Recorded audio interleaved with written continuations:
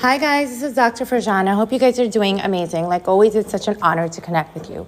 Today, I want to talk about loneliness versus solitude. Loneliness versus solitude.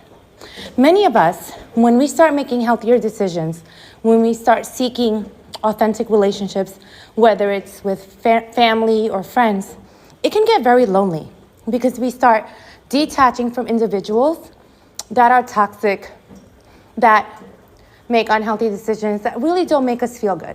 So when we start detaching naturally, right, or consciously, right, because sometimes it just happens naturally when you start working on yourself, right? Negative situations and people just fall out of your life naturally. And sometimes we actually make that conscious decision. So when we do that, like I said, many of us start feeling lonely. What I want you to do is this. When you start feeling lonely, I want you to change that term into solitude, right? So instead of saying, I feel very lonely right now because of all the changes that are happening, or because all these relationships have, didn't work out, say to yourself that I'm actually in solitude. That's basically saying to yourself that I'm making the conscious decision to have a healthier life. I'm consciously deciding to detach from these individuals because they're not healthy, these toxic dynamics. And when you change it to solitude, it becomes a lot more positive, right? A positive term versus the word lonely. Because as a culture, as a society, we've made the word lonely feel like it's this horrible, horrible thing, that you're not fitting in, you're not, doing what everybody else is doing. But that's when you are actually seeking authentic relationships, you're going to feel that space, right? But that space, you can see that space not as a negative thing, but a space to grow, have more authentic relationships in your life. Next important factor is that when you are going through this process of solitude, right? When you are going through this change, don't start seeking out unhealthy relationships again, right? Don't get so desperate that you're creating other relationships because you feel lonely, right? So don't go out and start looking for old friends on Facebook or social media, whatever social media that you might be using, that you've already ended because those individuals had negative dynamics or made toxic choices. Don't invite them back in your life.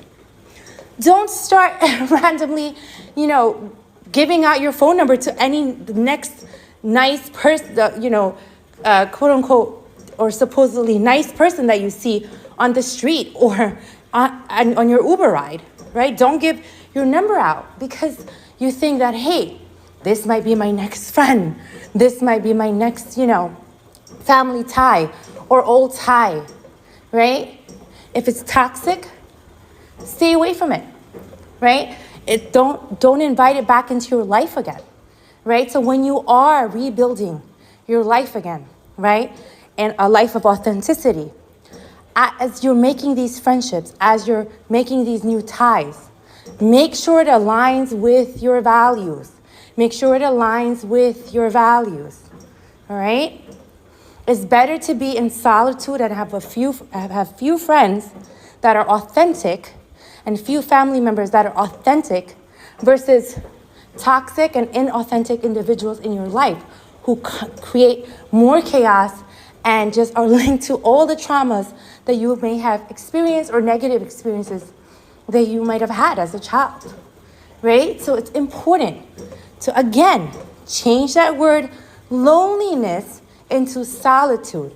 And this is how you don't invite those toxic dynamics back into your life again, just because you feel lonely, right? Just because you want to have that family connection, right? Or friends. But remember, you want healthy family in your life. You want healthy friendships in your life. Authentic relationships versus inauthentic. So again, change your loneliness, that term, to solitude. So solitude becomes a proactive, right, action versus loneliness, which is much more reactive. and you become reactive to that feeling. Versus solitude, you have more control. Like, hey, you know what? I'm making this decision to have a better life. I'm making decision to create surrogate family if I need to, if there's too many unhealthy family members around me, or whatever it may be. All right, guys, sending you lots and lots and lots of love. You deserve peace and harmony. You deserve joy in your life. So create that for yourself. Take care. Dr. Farjana.